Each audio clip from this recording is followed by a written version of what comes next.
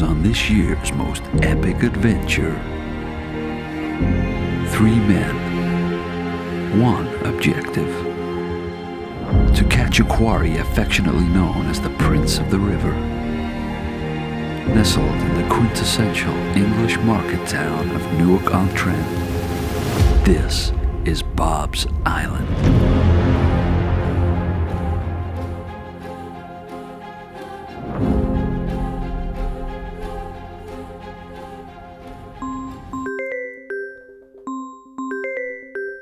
Well, that's the sound of the alarm, and after just enough time for a quick piece of toast and a coffee, we get the car loaded to absolute breaking point and we get on the way.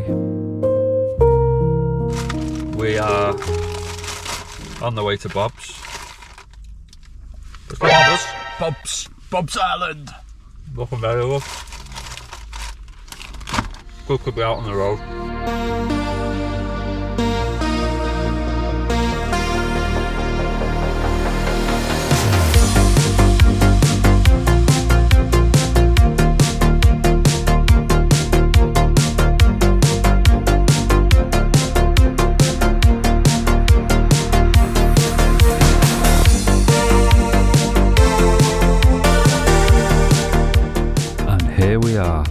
After a short 2.5 hour journey, we arrive in Newark.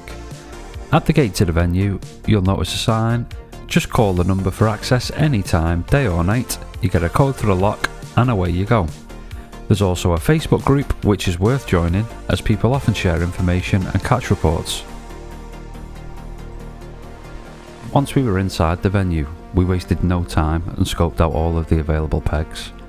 There were a few on fishing already, but still plenty of swims to choose from, and I did settle on one that I liked the look of. This particular one they called the barrel peg. It gets its name, unsurprisingly, from this large metal casting you'll find sunken into the riverbed. I've had some real red letter sessions on this peg, employing really simple tactics at close quarters. Usually, the outside rod casts just past the hanging branches, with the rig swinging in slightly to end up directly below, and the inside rod reasonably tight to the bank, about half a rod length out. It's real hit and hold stuff this, and if you're not sat on your rods, make sure your drag's set and your rod pod's secure. We got a little bit of bait in the swim, and as we were pottering around, we had a visit off our good friend Jay, who incidentally we met on Bob's a while ago. We've since become really good mates and been on a few fishing trips together. Jay even came up to Liverpool to sample the nightlife. Anyway, here's me showing Jay how to take a selfie with voice command. What a couple of belters, eh? Also joining us on this trip was one of my children, Louie, who I was delighted to have with us for the week. After a long day, we finally had the rods in and we settled in for the night.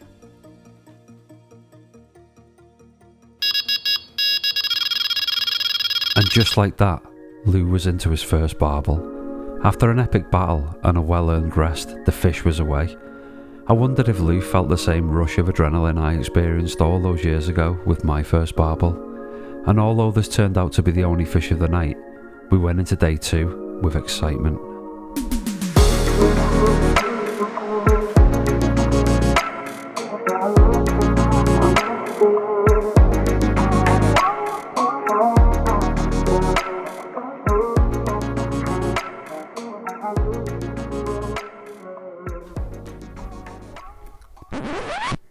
This is the part where I'm supposed to tell you that we absolutely smashed it the second day.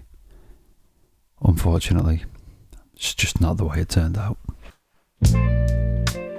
I mean, we had a few fish, nothing to write home about. Liam had a noodle on the backwater, but the sun was relentless, and come lunchtime, I was ready for a snooze. Liam and Louie headed off into Newark for a mooch around. Ultimately, it turned into a pub crawl. And as the evening wore on, I found myself smashing through an incredible bottle of rum with the lads on the next peg. This is Neil, and this is Lloyd. Lloyd was celebrating his 40th birthday. And after the lads returned and a few more beers were shared, we went to bed with no rods in the water and no hope of anything but a hangover.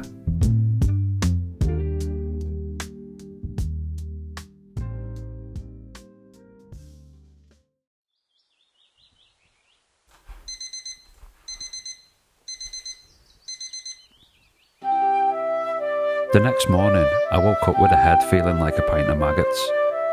We needed to get this trip moving back in the right direction really, and after some bankside breakfast cooked on the trusty Ridge Monkey, we were feeling a little bit more optimistic. And as luck would have it, the lads on the point swim had just left.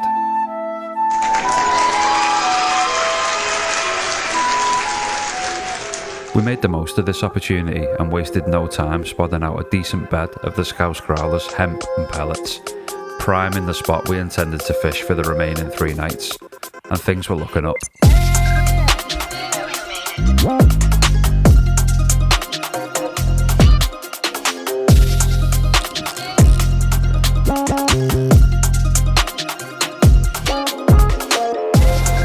Famous point swim. Look at that for a view.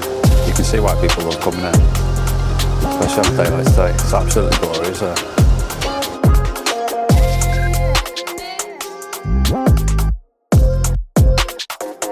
It's a good day's fishing.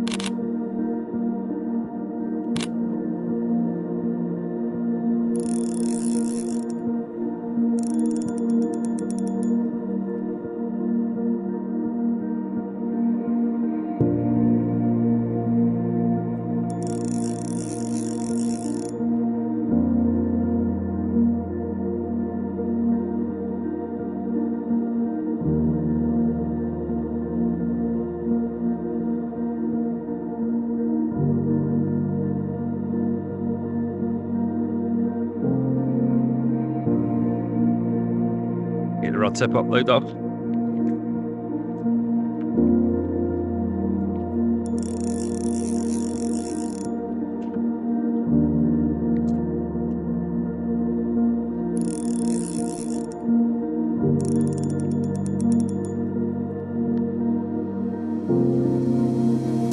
Pulling back a little bit.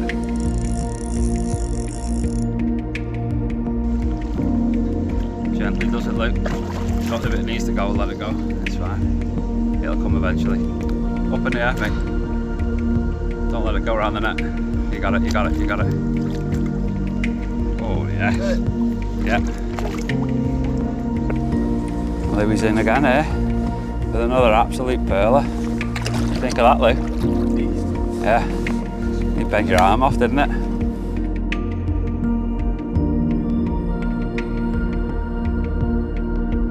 Give it a good rest and absolute beaut, isn't it, mate?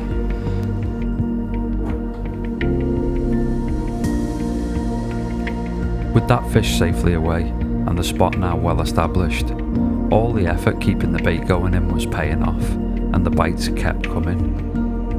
For the next 3 days we experienced some of the most phenomenal fishing in terms of activity, as we could barely keep a rod in the water.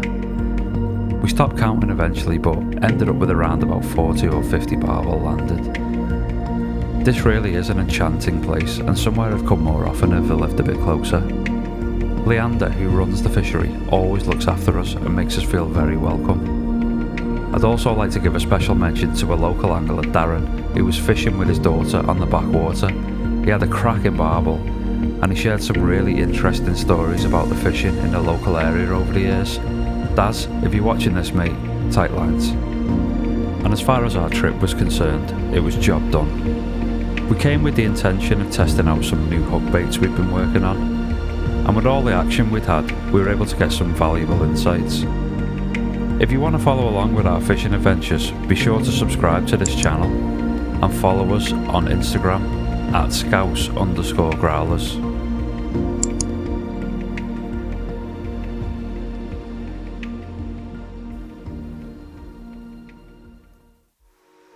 Before I wrap up the video, let's take a look at some of my other favourite swims. The Weir. This peg's at the top of the island, so if you take your first left as you walk on and follow the sound of the churning water, you'll come to the Weir. Again, I've had some decent success on this peg, but it's definitely not for the faint of heart. With the turbulent water to contend with and a relatively snaggy bottom, if you're inexperienced, this peg might just burn your head out. That said, for those who accept the fate of losing a bit of end tackle, the rewards are definitely there. It's always worth a look in the summer, particularly when the river's low. You can't really ignore a spot with that much oxygen going in. Just don't forget your earplugs. The backwater. This is a lovely little stretch of the river with its own weir of sorts. The first peg's a real mixed bag, with that turbulent water crashing in at the head of the peg, with some nice slack areas to the left. Adorned with reeds and lily pads, the perch wait in ambush. Life moves at a much slower pace on the backwater, and in the right conditions, it's ideal for jumping in the waders and getting up close and personal with a bit of sight fishing. Low and clear conditions being best for this. Be sure to watch the reeds closely as well on the backwater for signs of the carp that often patrol here, and above all else, make sure you enjoy your fishing.